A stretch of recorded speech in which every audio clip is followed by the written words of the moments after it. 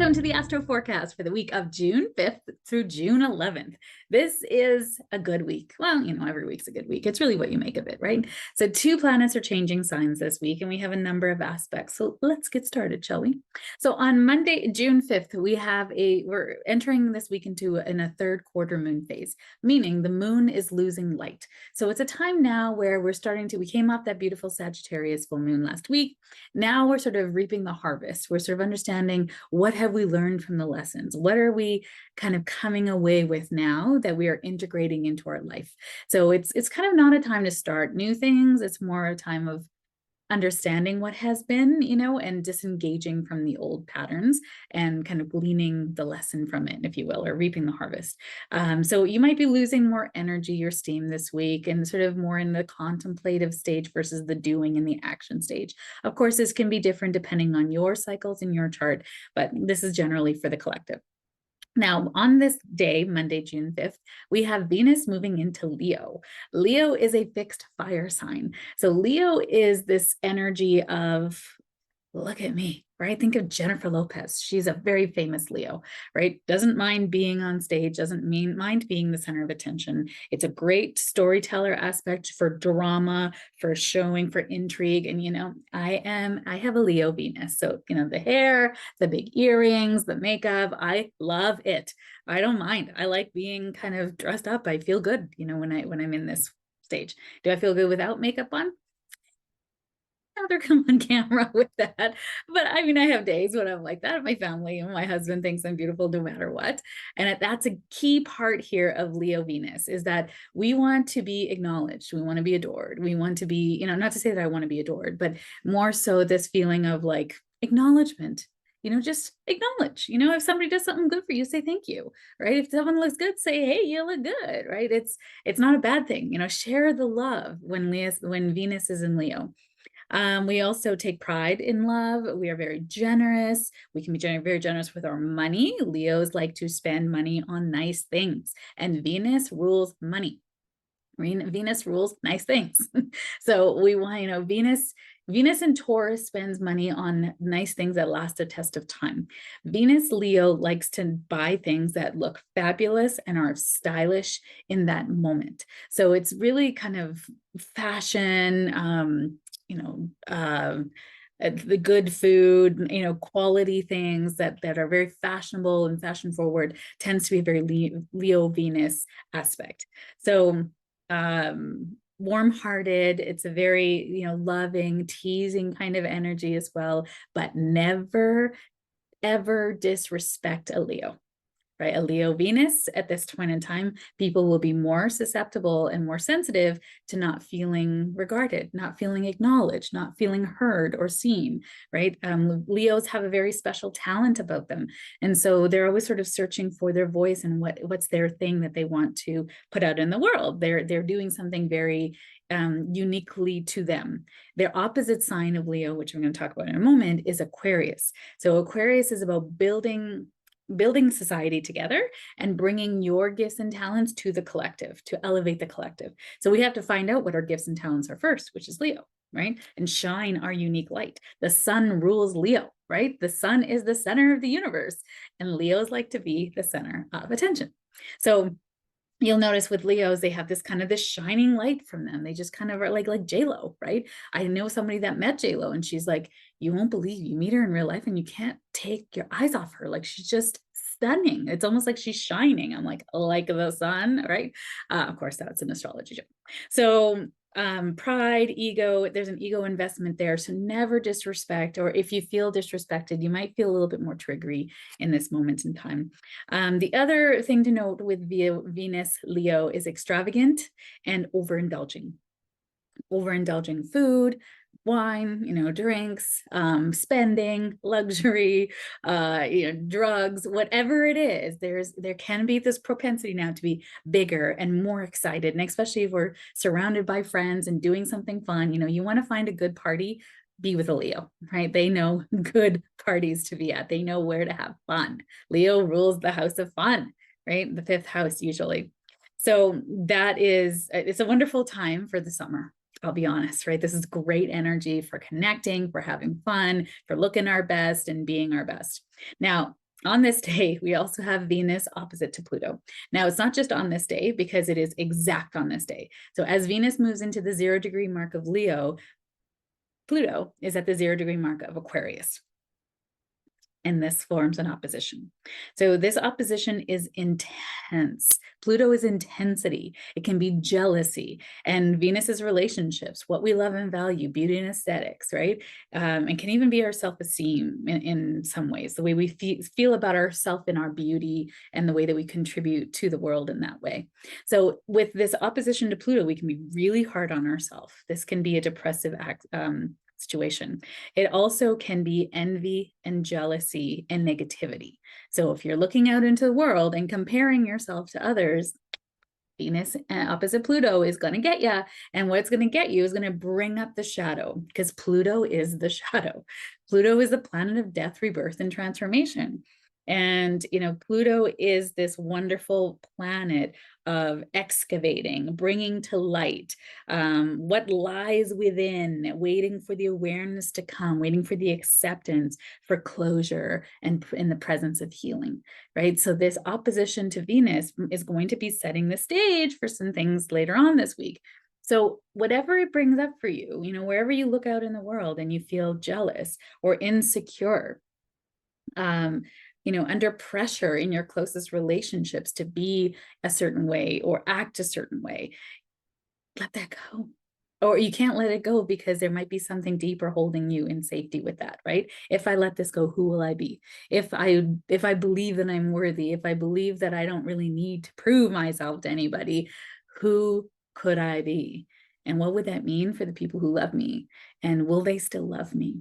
That's Venus opposite Pluto, right? So if that's coming up for you, let's sit with that part of you that feels that, and let's bring light to the shadow, and maybe using some journaling prompts, maybe, getting in touch with a therapist or coach. Pluto rules therapy, right? Coaching, all the things that help you excavate the shadow and bring light to it.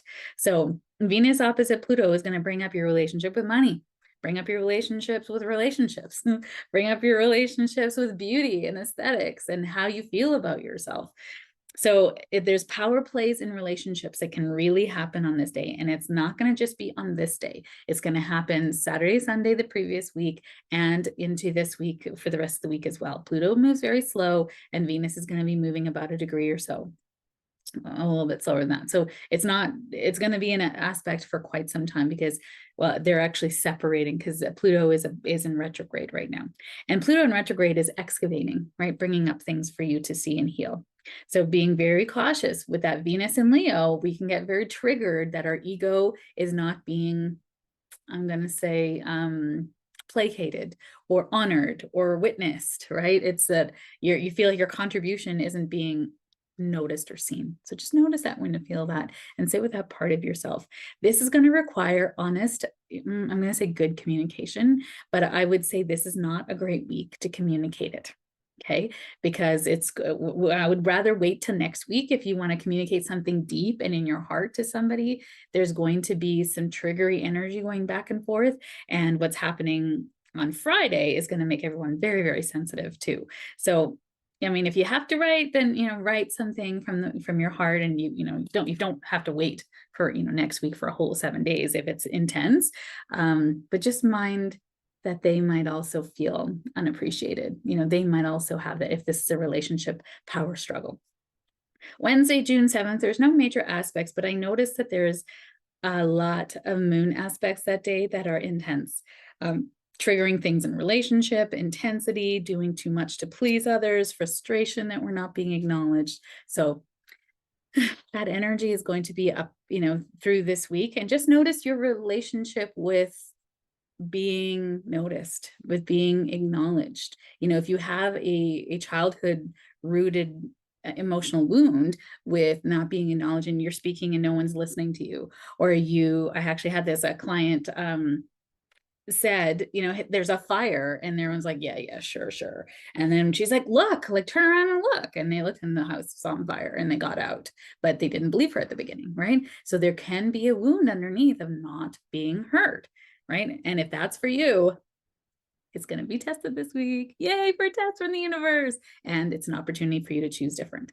An opportunity now for you to rise up into your truest self. and evolve. Okay.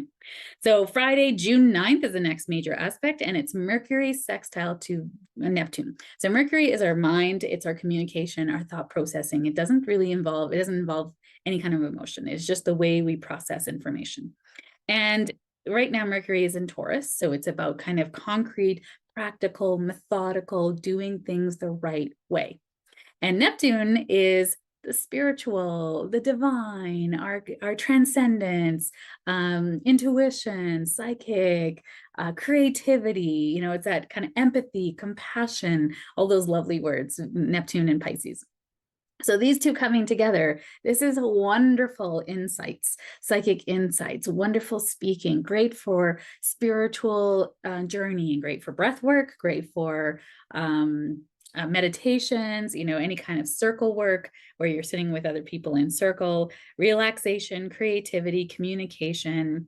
But communication is not good for deep communication. This can be very sensitive energy. This is heightened sensitivity. We also have sort of starting out the day a moon square to Mercury, which is sort of this mind versus heart energy. And then it ends off the day with the moon conjunct to Saturn. So they're very fast transits, but there's this, again, trickery energy in the collective on this week. So this is really wonderful energy for internal, journeying, again, meditation, connecting with the divine, psychic downloads, dreams, meditation I talked about, chance encounters with amazing people, compassion, spirituality, socialization as well. This is actually really great energy to socialize and be with others. I would just, again, be very aware of power struggles. If you feel like you're telling a story and someone goes, oh yeah, I had this, but times two. And you're like, okay. Okay, take it easy there, Venus Leo. Like, it's all right. Right? I get you, and I don't need to play in that game. Right. So just noticing where the wound is too, that sensitivity will help you to navigate that. Now, not good for writing technical subject matter stuff. So this isn't great for like structuring your budget, like doing writing a manual on how to fix a car. I don't know anyone who would do that. But doing technical things like that this week on this day, not great for that. Also not great for holding a specific agenda. This is kind of like wanting to be relaxed, wanting to be creative. You probably are not going to be very focused. This is not very focused energy, and not great for detailed work. If you're doing detailed work, or like you're trying to finish off some of your renovations, I think you might have a hard time being focused on this day. So don't put that on this part of the schedule. Maybe just want to move that to like Wednesday. Now, Sunday is the next major aspect, and there's a few of them. There's 4. So on Sunday, June 11th, we've got Pluto now going retrograde back into Capricorn. So Capricorn comes right before Aquarius. So Pluto just dipped into Aquarius for a little bit, giving us a glimpse of the future. And Pluto in Capricorn is really about changing the collective to a way that we are evolving technology so that everybody benefits. Right? It's this kind of humanitarian, environment, technology, evolving to now create safety for more, right? Create more for everyone, Aquarius. Now, Pluto in Capricorn, who's been there for quite some time, 20 years, right? And that Pluto in Capricorn is really about breaking up the patriarchy. It's like the simplest way to say it, or breaking up any rules, structures, regulations, things that have been around forever, traditions. That's Capricorn. And we're breaking up that stuff and seeing it for what it is. So we've kind of had this dip into humanitarian efforts, seeing what's possible and what's happening around the world. A little bit of a dip in terms of like technology and, what's been happening with the space race, and more rockets were sort of launched, and different nationalities coming together in space and things like that. It was quite cool to see. And then there was something else about currency too, but that's Uranus and Taurus. But there was a few things that were kind of happening over the last few months that were bringing up some pretty cool glimpses into the next 20 years. So not yet. We're back into Capricorn for a little while more, and then he's going to retrograde back into Capricorn some more, and then go into Aquarius in 2024. So we got a little bit more Capricorn to do, but this is necessary to the process of evolution. Remember, Pluto excavates. So it's bringing up all of these roots now. We've sort of seen like what's possible if we come together. And now he's going back to kind of finish the job, if you will. So we're going to start to see it's going to be a little bit more intense because he's finishing up the last part of his journey through Capricorn for another 180 years. 180 years? 20 times 12. No, so more than that.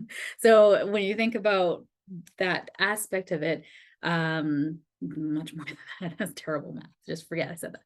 So when we think about Pluto in Capricorn, we're going to notice the very old existing structures starting to topple. Lots of topics around. Oh, sorry, that's the next aspect. But yeah, lots of things around politics, government, patriarchy, founding fathers, that they talk about.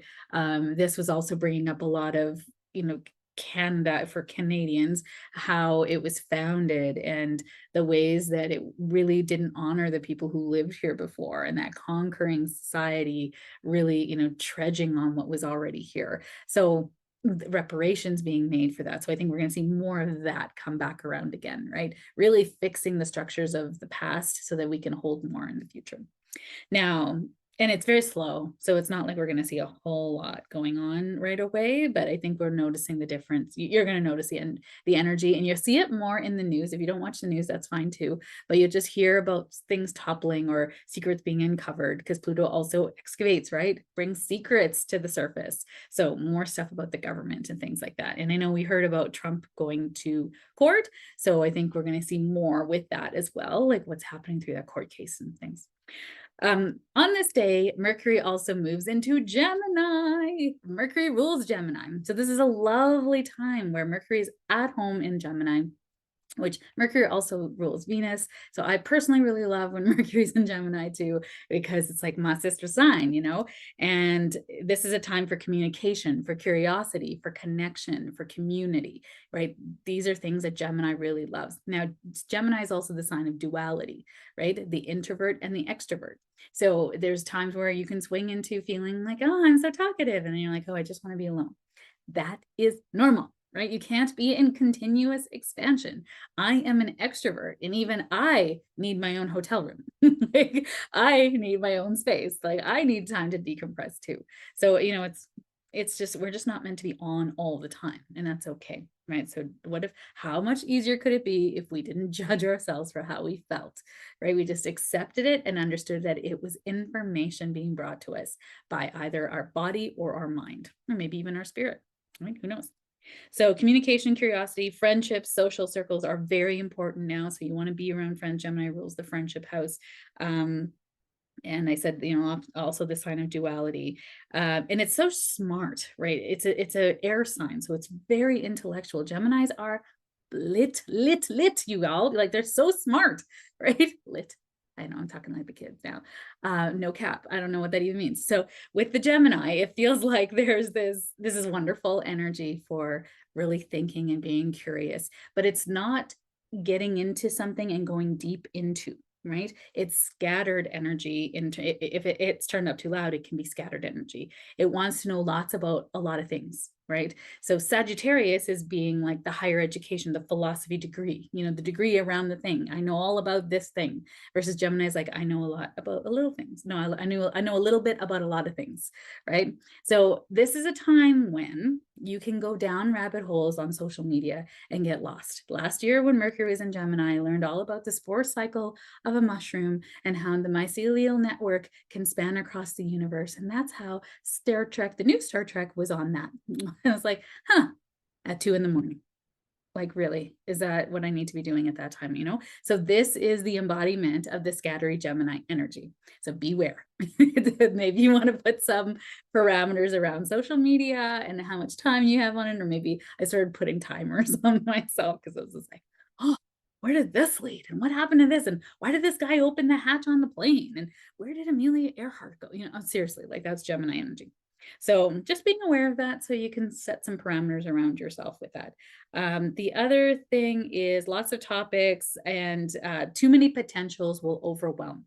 So during this time, you can find, potential to do this and potential to do this. Like when I was doing the woo-woo box, for those of you who don't know, I used to do a subscription box last year. I think it was last year.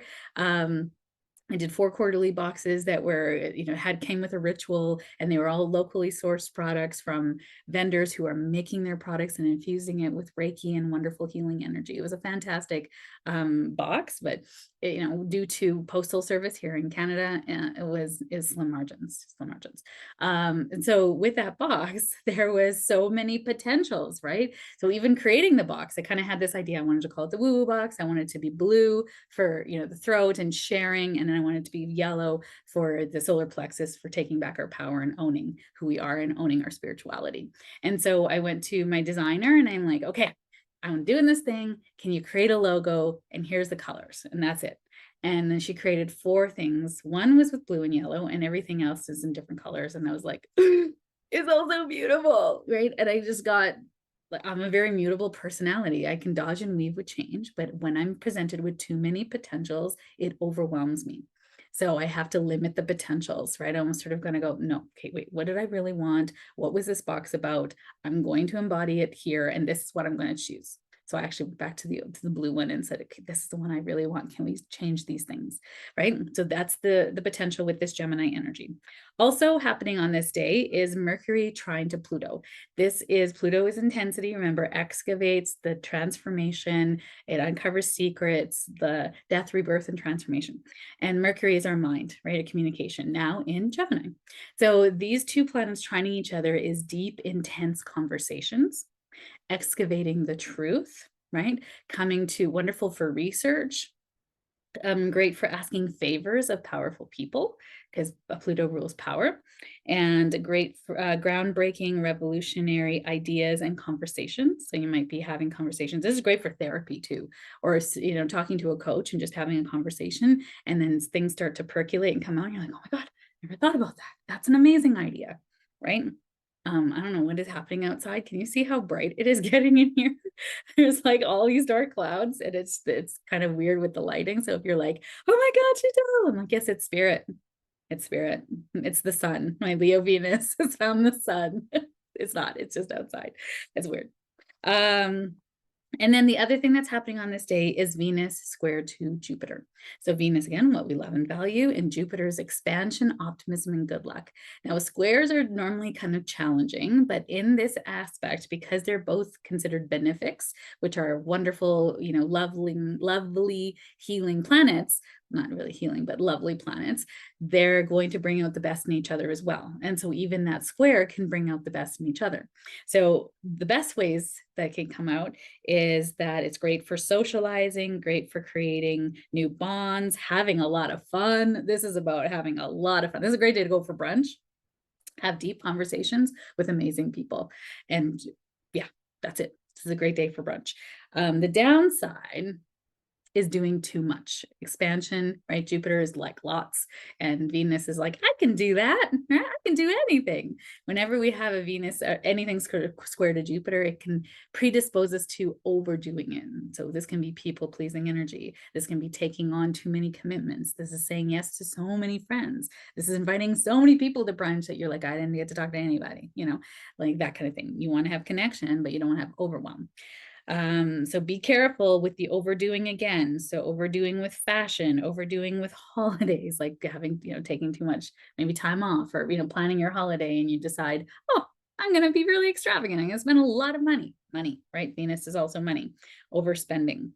Over drinking, overeating, right? Overdoing with the sweets, anything that hurts your body. For me, I just heard spirit say, what about the lactose, Chantal? Yeah, I don't know, too much cheese. Any of you have too much cheese idea? I love cheese. And my body does not love cheese.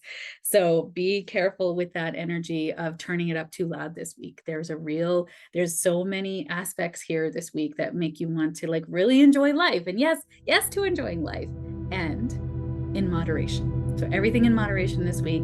Wishing you a wonderful week ahead, and I will see you next week. Have a great one.